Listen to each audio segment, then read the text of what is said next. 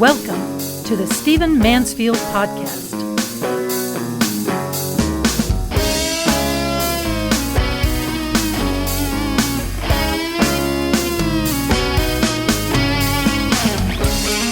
Well, welcome to the Stephen Mansfield Podcast. I'm glad you've joined me. This podcast is going to be a little bit different because I want to warn you about something, and I want to warn you about the impact of something on your soul and your life. So less than talking about foreign policy and current trends, I want to talk to you about what's happening in your life because of what is going on in our society.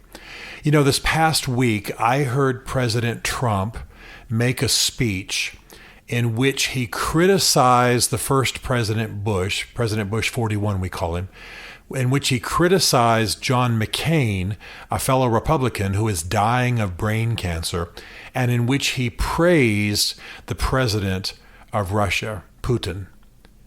I got to tell you, it had a real impact on me. I also listened in the last couple of weeks while a black congresswoman called upon a crowd to berate and assault members of the Trump administration and the Trump cabinet. Maxine Waters just took off and called people around the country to berate and assault members of the Trump administration, particularly the cabinet. I have heard foul things come out of people's mouths. I have heard presidential advisors make sarcastic noises when the traumatizing of children was involved. It's absolutely stunning. And I want to say, of course, all of you know that we've moved into a new age in our generation. We've moved into an age of crass, malicious, vile politics. Now, some of you immediately will say this is without question the doing of Donald Trump. Well, he certainly has contributed to it, but the left has also contributed to it. It's happening on both sides, but I'm not trying to protect Donald Trump. You know me, where he screws up, I'll say so, and where he does good things, I'll say so. I'm a moderate, and I will support him where he does valid things, and when he doesn't, I'll hammer him. And in this case, he's absolutely contributed to the coarseness of our national debate, of our public discourse. There's no question about it. You remember in the campaign the nasty stuff about hand size being a metaphor for, size of a man's, private parts, talking about people's wives, calling people's wives sluts and whores, talking about senators, fathers being involved in killing Kennedy, cussing, talking about violence against reporters. I mean, on and on and on. And yeah, he did make racist statements. And so, the bottom line is he's contributed to that, but so has the other side. There's just no question the other side has as well. The crassness of the debate. I've been in Washington when women have suddenly stripped and bared their breasts to make some feminist protest. I mean, the coarseness has shot through the entire body politic. And what I want to address in this podcast, a little bit different than the normal tone of my podcast, and that is I want you to be on guard against the coarseness of the American public debate from making you coarse.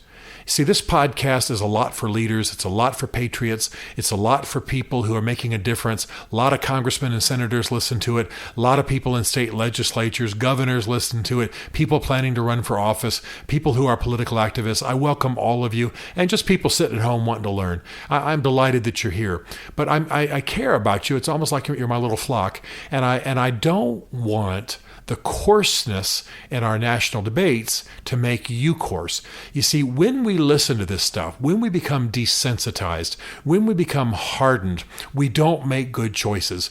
We react. We don't think. We are living at a time when we need people to think through new solutions. We need people who are able to be moderate. We need people who are able to have two competing thoughts in their brain at the same time. We need people who are not just locked into hard left and hard right, but who can choose wisely amongst the political options and can choose according to American principles, can choose according to fairness, choose according to justice, and choose according to righteousness as it's traditionally been defined. But if we become coarsened, if we become hardened, if we become bitter, then we are not going to be thinkers. We're going to be reactors. We're going to be haters. And that's what's damaging our dialogue now. There are good people on the national scene. There are good people in Washington, D.C. There are a lot of people who are not hard right or hard left, but are thinkers and who are judicious people and want to do right and want to do righteousness, but they're frankly intimidated. They're intimidated they won't get support. They're intimidated if they come out moderate, they'll get hammered by either extreme. American common sense is being lost in the crush between the two sides. And I'm concerned that if you continue allowing a coarseness, especially if you're in a responsible position, if you're a professor, if you're a pastor, if you're a congressman, a senator, if you're a state legislator, if you are someone who's an activist, if you're coarse, you won't be rational. If you are continually hardened and allowing the debate to shape you in a hardened, reactive, bitter way, then you won't be providing solutions. We've got plenty of screamers. We've got plenty of violent people. We've got plenty of reactionary people. We've got plenty of hard hearts.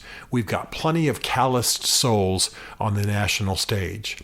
What we need are reasonable people. What we need are people who are passionate and fiery and articulate and great speech makers and great activists and great doers, but whose souls are not metallic, who are not crushed inside, who are not damaged souls. You can hear people talking on TV, watching them on all the networks, not just the left or the right ones, and you realize these people are damaged. There's something wrong with them. We need a different caliber of people.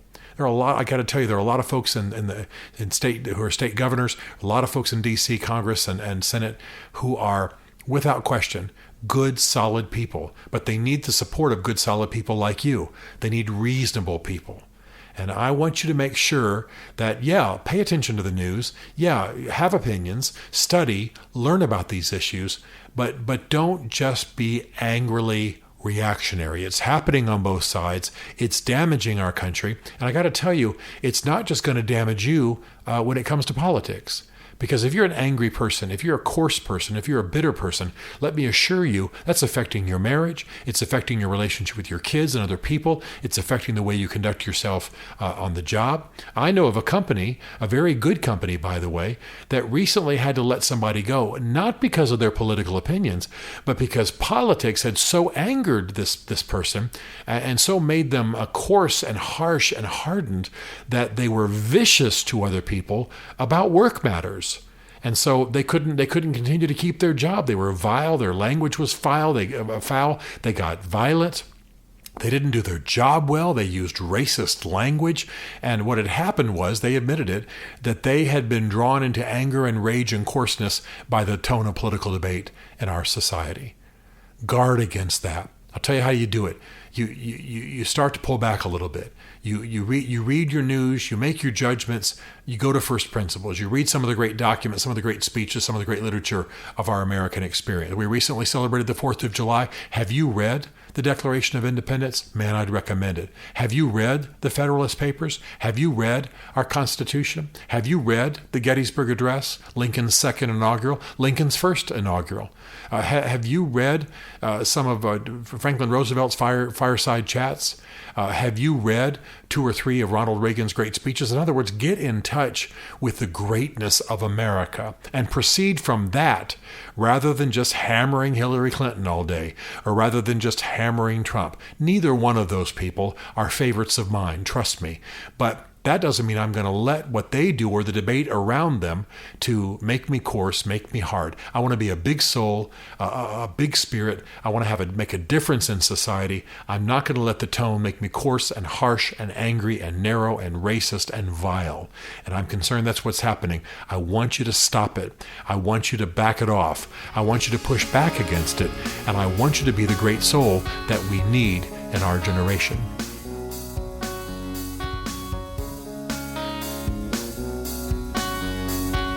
Stephen Mansfield is a New York Times best-selling author, a popular speaker, and a frequent faith and culture commentator on Fox and CNN.